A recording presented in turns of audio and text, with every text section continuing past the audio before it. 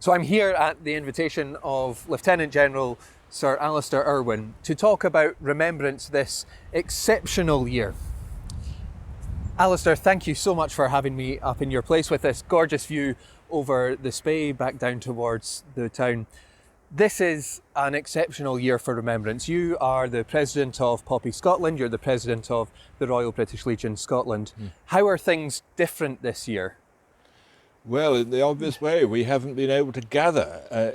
The poppy appeal has been very much truncated in all sorts of ways. We've tried very hard to include modern technology to allow people to pay online and all these sort of things and to make donations, but it's not been the same in that respect. All our poppy launches in London, in Holyrood, in Inverness and in Ayr, they've had to be done virtually rather than live. So it's been an interesting challenge for people, for the team of people who all have to work from home at the moment. Well, it's just like everybody else. We're not going to be defeated by this, but it's nevertheless, tiresome. And as far as the Remembrance business is concerned, well, it's just such a pity that we're not going to be able to gather in the numbers that we usually do to do this very important annual thing.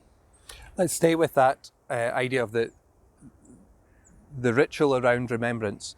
As someone who's served yourself, as someone who obviously knows a lot of people in the armed forces, what is the significance of that for you in your own remembering and the support, I suppose, of the society at whole for the service that is given and the sacrifices that are made?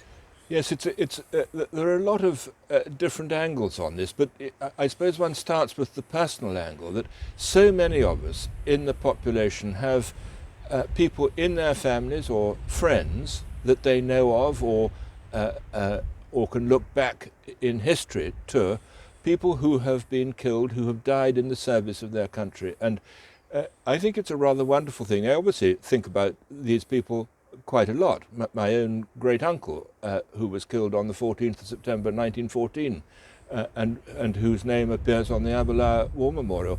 I think about him quite a lot. And I'm sure that's the case with anybody who has a member of the family who was killed.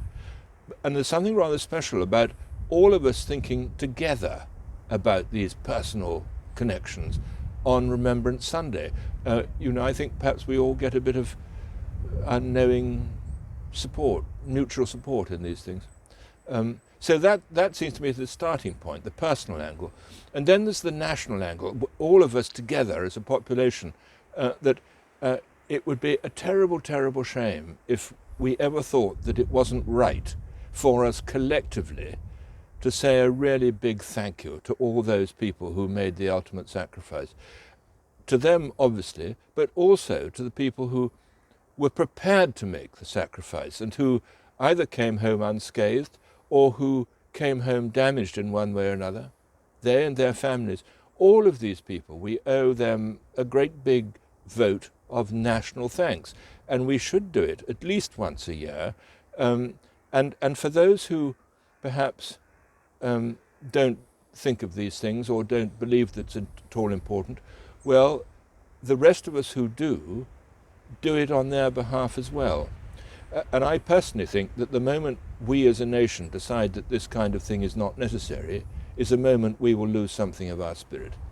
Which I suppose takes us to the work of Poppy Scotland and the things that they do.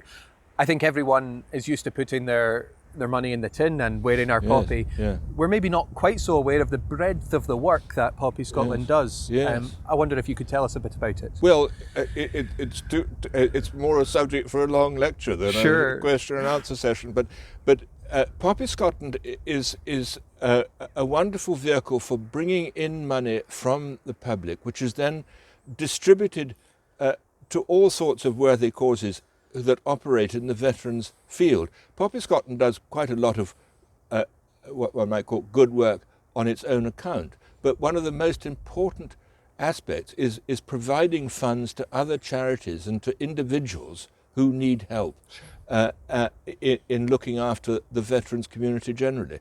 It sort of reminds us that war has a human cost. It has a material cost, obviously, but it has a human cost.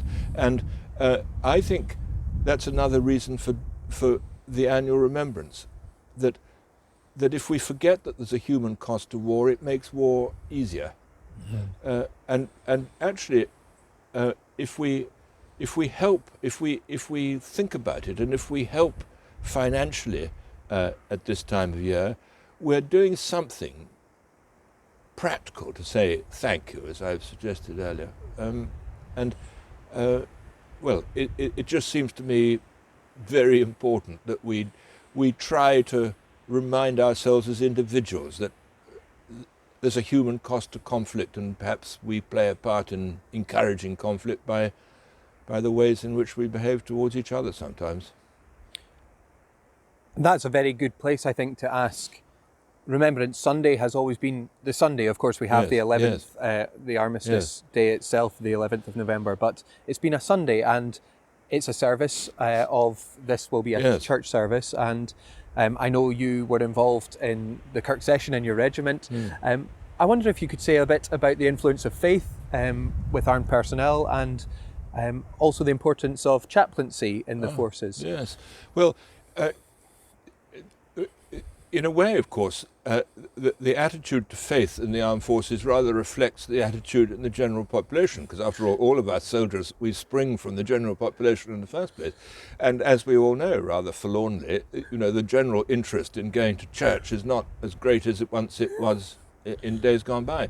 And it's no different in the army. But what's interesting is that the interest picks up when danger is in sight. And some would be cynical about that, but actually there's something very profound about this effect. And although amongst the chaplaincy there have been, obviously, just in the same way there are soldiers and officers who don't quite measure up, nevertheless, in my experience, the chaplains that I've worked with, all the way through my military career, with just one or two exceptions, the chaplains I've worked with have had this wonderful, wonderful knack of being able to sustain people when they're afraid, and when they're worried, and they've had such a tremendously profound effect on the way that the army is able to go about its business. As I say, some people might think that this was rather a sort of cynical thing, that soldiers only really turn to God when they think they're about to meet him, but actually. It's more profound than that. There's something, within the spirit that the vast array of chaplains have helped to bring out.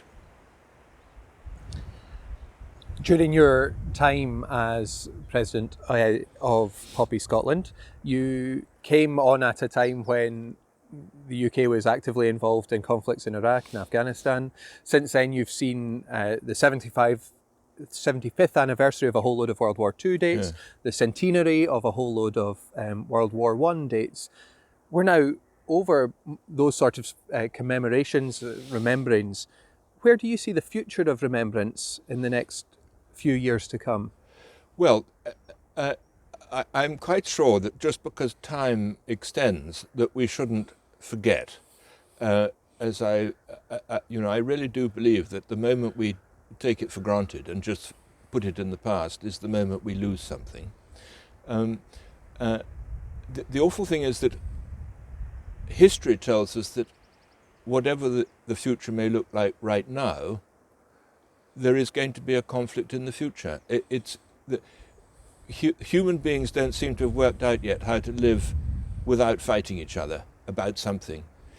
Sometimes it's a very good cause, often it isn't a good cause at all, but nevertheless we don't seem to be able to manage to do without it.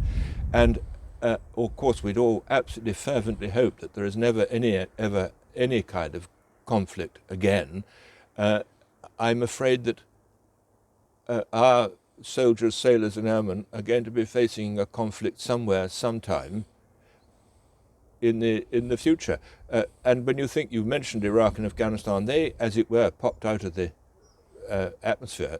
Nobody would have predicted it before the events that led up to them. Specifically 9/11 was the thing that got that lot going, but no one was expecting that. And so no one was expecting Iraq and Afghanistan.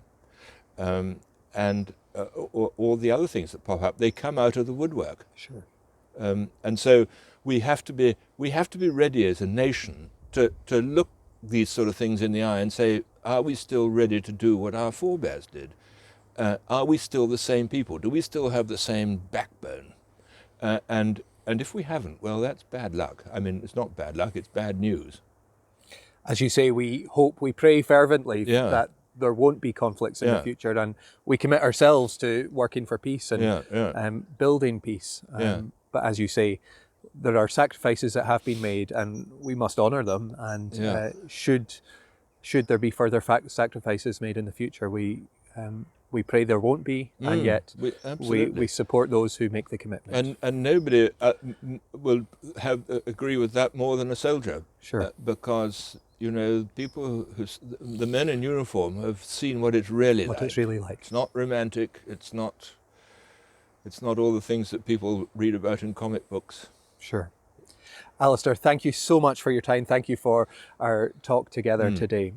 We owe you a huge debt of gratitude, and we wish you well in your various duties over the coming week. Well, thank you very much, and best of luck to you too. Thank you. Thank you, Alistair.